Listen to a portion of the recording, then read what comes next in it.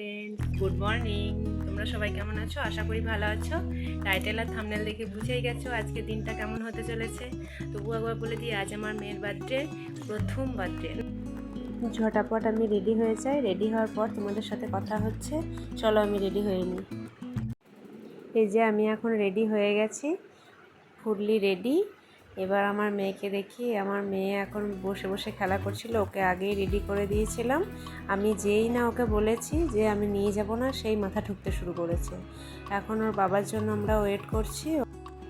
মামামের বাবাও এই যে রেডি হয়ে চলে এসেছে, গাড়ি বের করে নিয়েছে। এবার আমার শাশুড়ি মা, আমি, আমার মেয়ে একসাথে সবাই মিলে বেরিয়ে পড়বো। চলে এলাম। এই যে এটা আমাদের ঠাকুরবাড়ি। আজ আমার মেয়ের জন্মদিন, তাই ঠাকুরবাড়িতে আমরা আজকে ভোগ নিবেদন করব। এটা আমাদের গুরুদেবের বাড়ি। জেঠুর বাড়িতে কত গাছ দেখো। আমার গাছ যে কি প্রিয় কি বলবো তোমাদেরকে, কিন্তু লাগাতে পারি না। এখানে নানা রকম ফুল ফল সব রকমেরই গাছ আছে। চলো দেখাই তোমাদেরকে। একটা ফুল দেখলাম, খুব সুন্দর লাগলো। দেখো তোমাদেরকে দেখাচ্ছি। তোমরা যদি চেনো তাহলে আমাকে বললো কি নাম এটার, আমি যদিও জানি না। এই যে আমার মেয়ে এখন ঠাম্মির কোলে চেপে আছে আর আমাকে দেখছে আমি কী করছি। এই যে এই ফুলটার নাম কি কেউ বলতে পারবে তোমরা? আমার যে কি ভালো লেগেছে কি বলবো, কিন্তু এটার আমি নাম সত্যিই জানি না। ভীষণ ভীষণ সুন্দর, কালারটাও ভীষণ মিষ্টি কালার, তাই না? তোমরা আমাকে কমেন্ট বক্সে জানিও। হ্যাঁ, এবার আমরা মন্দিরে যাব। মন্দিরে পুজোর সব জিনিসপত্র নিয়ে যাওয়া হচ্ছে জেঠুর বাড়ি থেকে। আমার মেয়ে তো বাড়ির বাইরে বেরোতে পারলেই ভীষণ খুশি হয়ে যায়। তারপর সে আবার নতুন ড্রেস পরেছে, তার জন্য ভীষণ আনন্দ পাচ্ছিল। আমরা এখন জেঠুর বাড়ি থেকে এই যে ঠাকুর বাড়ির উদ্দেশ্যে যাচ্ছি সবাই মিলে। আমার মেয়ে তো কি খুশি, আর আমাকেই দেখছে, ভিডিও করছি সেটা দেখছে। কদিন পরে না ওই আমাকে ভিডিও করে দেয়, সেটাই এখন বাকি আছে।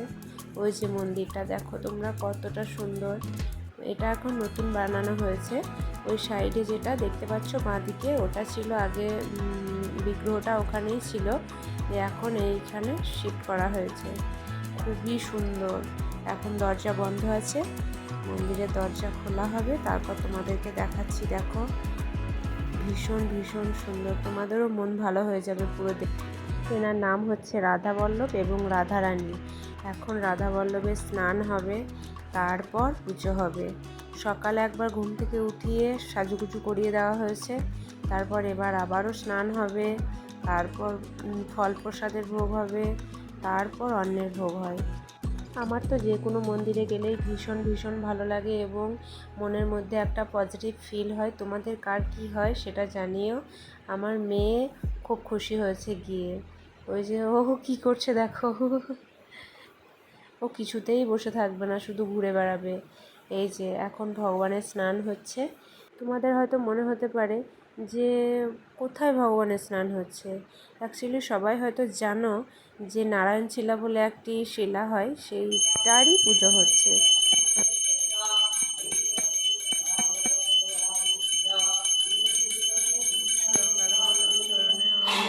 তুলসী দেওয়া হলো। অনেকটা বড় জায়গা পেয়ে আমার মেয়ে এখন মানে ঘুরে ঘুরে ঘুরে ঘুরে বেড়াচ্ছে পুরোটায়। ও কিছুতেই বসে থাকবে না, নিজের মতো করে এদিক ওদিক করছে। কিছুতেই সে আমাদের কাছে থাকবে না। তারপর আমরা আবারও মন্দিরের উদ্দেশ্যে চলে গেছিলাম। অন্নের ভোগ দেওয়া হবে। অন্নের ভোগ তো কাউকে দেখতেও নেই এবং দেখাতেও নেই, তাই তোমাদেরকে দেখাতে পারিনি। তারপর আমরা ওখান থেকে বাড়ি চলে এসেছিলাম। তারপর রাত্রেবেলায় আবার সবাইকে ডেকে একটু ছোট করে বার্থডে সেলিব্রেশন করা হয়েছিল। এই যে ওর বাবা এখন ওকে সাজুগুজু করাচ্ছে। সবাই জানে মারাই মেয়েদেরকে নাকি সাজুগুজু করায়, কারণ আমার হাজব্যান্ডের ইচ্ছা ছিল তার বাড়িতে যেন একটা মা লক্ষ্মী আসে, তাই মা লক্ষ্মীর আগমন ঘটে গেছে। বাবা মায়ের কাছে সন্তান যে কতটা মূল্যবান, সে ছেলেই হোক বা মেয়ে, সেটা একমাত্র বাবা মা না হওয়া পর্যন্ত কেউ উপলব্ধি করতে পারে না। আমি নিজেও আগে কখনো এটা ভাবতাম না। এখন আমি মা হয়েছি, তাই আমিও বুঝি যে বাচ্চার প্রতি দায়িত্ব কর্তব্য সমস্তটাই একটা মনের আবেগ থেকে আসে। তাই প্রথম আশীর্বাদটা বাবাকে দিয়েই শুরু করা হলো। এবার একে একে সবাই আশীর্বাদ করবে। আমাদের বাড়িতে কেক কাটার থেকেও আশীর্বাদ করাটা বেশি গুরুত্ব দেওয়া হয়। তাই আমার এটা শ্বশুরমশাই, উনি আশীর্বাদ করছেন এখন। এখানেই কিছু মানুষের পরিচয় আমি তোমাদেরকে দিয়ে দেবো। দেখো, সবাইকে সবসময় তো একসাথে পায় না, তাই দেখানোও হয় না। ওই যে পিছনে দাঁড়িয়ে আছেন উনি আমার শাশুড়ি মা, ওনাকে আগেই দেখিয়েছি, সকালে একসাথে গেছিলাম। এই যে চশমা পরে আছে, এটা আমার ছোটো দেওর, ভীষণই স্মার্ট অ্যান্ড কুল। মাম্মামের এসব বেশ ভালোই লাগছে, ও বেশ আনন্দই পাচ্ছে এসব নিয়ে। দেখছি কি হচ্ছে কিছুই বুঝতে পারছি না, আর মুখটা নড়িয়ে যাচ্ছে কখন পায়েসটা দেবে এই ভেবে। এটা আমার বড় যা, আবার আমার মামার মেয়ে, আমার দিদি।